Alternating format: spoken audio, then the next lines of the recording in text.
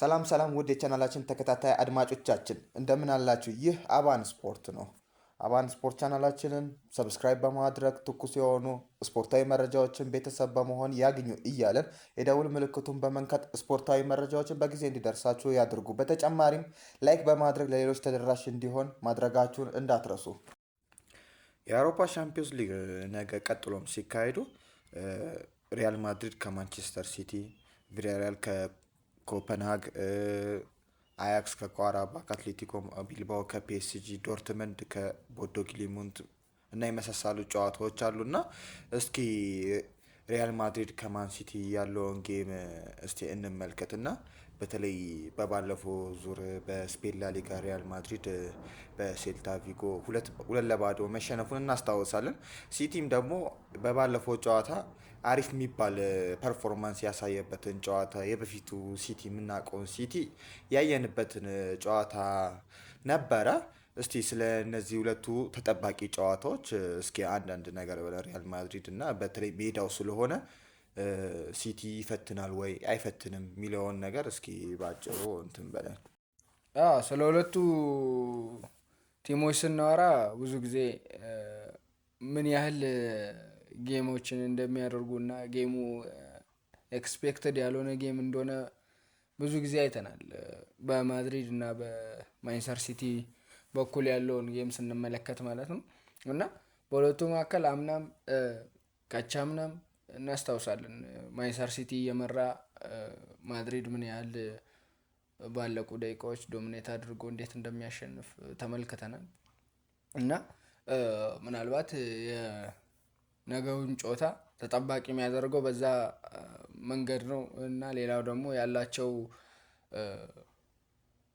የነጥብ ልዩነትም ስለሌለ በሁለቱ መካከል 10 ነጥብ ይዞ ነው ዛሬ የሚጫወቱት ነገ የሚጫወቱት ማለት ነው እና ይሄኛውም ጌም ተጠባቂ የሚያደርገው እሱ ነው። በፕሌይኦፉን ላለማግኘት ሲሉ አምና ሁለቱም ፕሌይኦፍ ላይ ተገናኝቶ ነበረ። በፕሌይኦፍ ማድሪድ ከሜዳው ውጪ 3-2 በሜዳው 3-1 በማሸነፍ በድምር 6-2 ማንቸስተር ሲቲን አሸንፎ እንደመጣ እናስታውሳለን። የአምናውም ጨዋታ በጣም በቃ እስከ 60 እስከ 70 ሲቲ እየመራ እስከ 80 ሲቲ እየመራ ምን ያህል ጌሙን ቀይሮ እንደሚያሸንፍ አይተናል በአምናውም ጨዋታ ማለት ነው እና ያው ይሄም ጨዋታ በጣም አጓጊና ምርጥ ጨዋታ ይሆናል ተብሎ ይጠበቃል። ያው ሲቲ አሁን ላይ ያለውን ፎርም እያስተካከለ መጥቷል። ማለትም ሲቲ 5-1 እየመራ 5-4 የሚወጣ ቲም ነው። 2-0 እየመራ ባለቀ ደቂቃ ጎል ካላገባ በስተቀር ምን ያህል እየተቸገረ እንደሆነ ተመልክተናል። በሊድሱም ጨዋታ በፉላሙም ጨዋታ ማለት ነው። ሰንደርላንድን ባለፈው ሳምንት በሚገርም ሁኔታ ባሳለፍነው ሳምንት ማለት ነው ምን ያህል ዶሚኔት አድርጎ እንዳሸነፈ ተመልክተናል። ጌሙን እየቀየረው እንደሆነ ጋርዲዮላ በሌላ ፎርም እየመጣ እንደሆነ ተመልክተናል። ምናልባት ማድሪድ በሴልታ እንዳልከውም ተሸንፎ ነው ይህንን ጨዋታ የሚያደርገው ማለት ነው። 2-0 ተሸንፎ መጥቷል በሜዳው እና በደጋፊው ፊት ማለት ነው። ይህንንም በሜዳው እና በደጋፊው ፊት የሚያደርገው ጌም ይሆናል ተብሎ ይጠበቃል። ይህም ጌም በጣም አሪፍና ምርጥ ይሆናል ተብሎ ይጠበቃል። ሲቲ እና ማድሪድ ካላቸው የእርስ በርስ ግንኙነት ስንመለከት ማድሪድ የበላይነቱን ይዟል። 6 ጊዜ ሲያሸንፍ ሲቲ 5 ጊዜ አሸንፏል።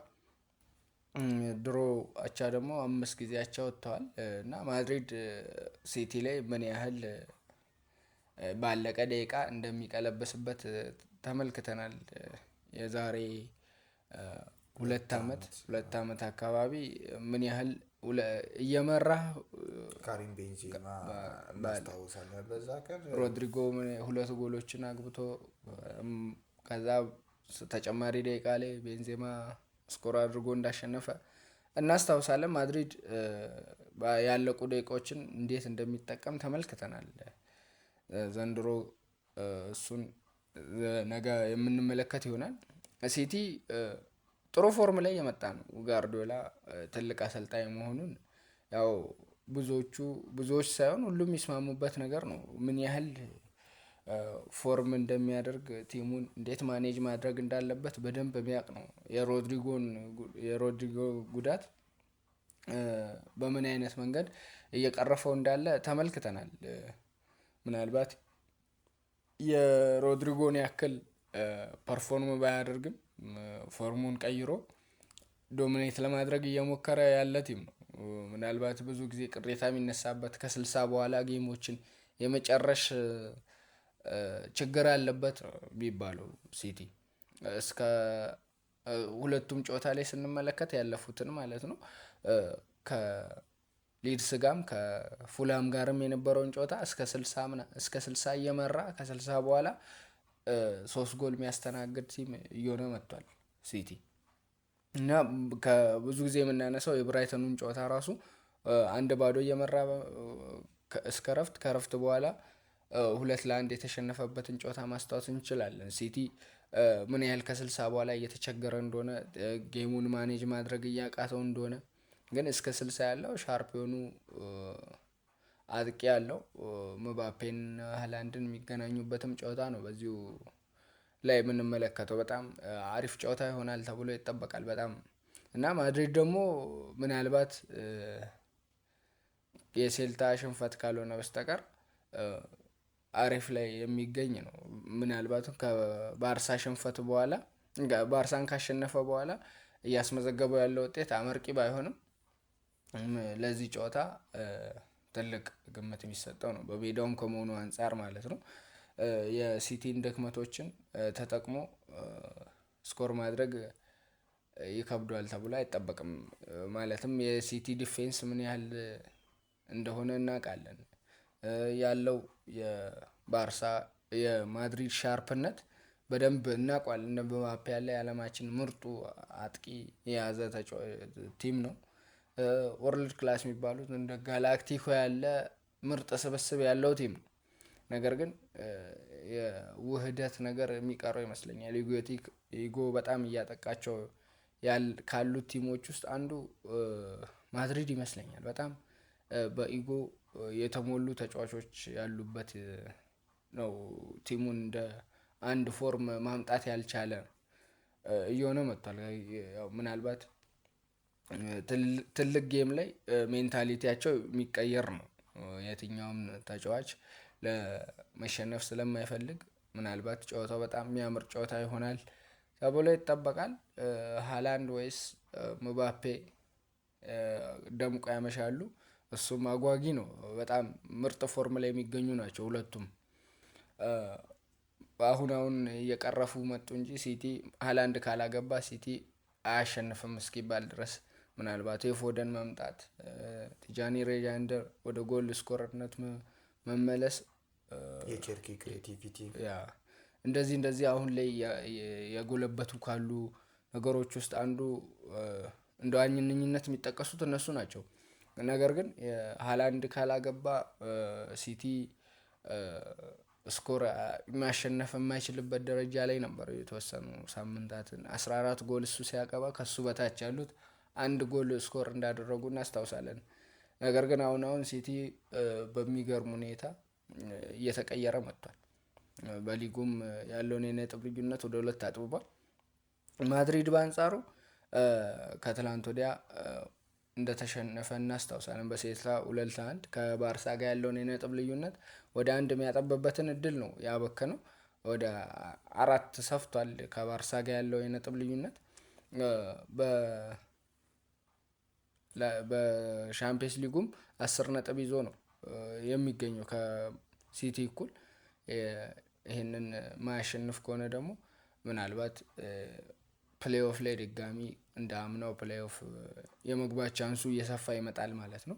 ሲቲም በአንጻሩ በዛው ልክ ተመሳሳይ ውጤት ስላላቸው ምናልባት የሚሸነፈው ቲም ፕሌይኦፍ ውስጥ ለመግባት ትልቅ እድል ይኖረዋል ከ8 ውስጥ ለመውጣት ማለት ነው። ስለዚህ ይህን ጨዋታ አጓጊ የሚያደርገው ሁለቱም ያሉበት ያላቸው ነጥብ ያላቸው ጥራት ሁሉም ነገር ብቻ ይጠበቃል። ቶፕ 8 ውስጥም ለመቅረትም የሚያደርጉት ትንቅንቅ ነው። በጣም የሚያምር ጨዋታ ይሆናል። ስለዚህ ምናልባት ይሄ ጨዋታ አቻ የማለቅ ቻንሱ ከፍተኛ ነው። ምክንያቱም ሁለቱም ክሬቲቭ የሆነ ተጫዋች አላቸው። ምናልባት መሀል ሜዳውን የሚበልጥ ቲም ትልቁን አድቫንቴጅ ይወስዳል በዚህ ጨዋታ ላይ። የማድሪድ ዲፌንስ በጣም የሳሳ ነው። ኤደር ሚሊታውም ተጎድቶ እንደወጣ እናስታውሳለን ከትላንት ወዲያ ከሴልታ ጋር በነበራቸው ጨዋታ እና የሩዲገር ተቀይሮ ሲገባ ያለው ፐርፎርማንስ በጣም የወረደ ነበረ። ሆይሰን የለም። እንደዚህ አይነት እንትኖች ደግሞ በጣም ከባድ ናቸው። ለትሬንት የለም። እንደዚህ አይነት እንትኖች ደግሞ በጣም ከባድ ናቸው ለማድሪድ።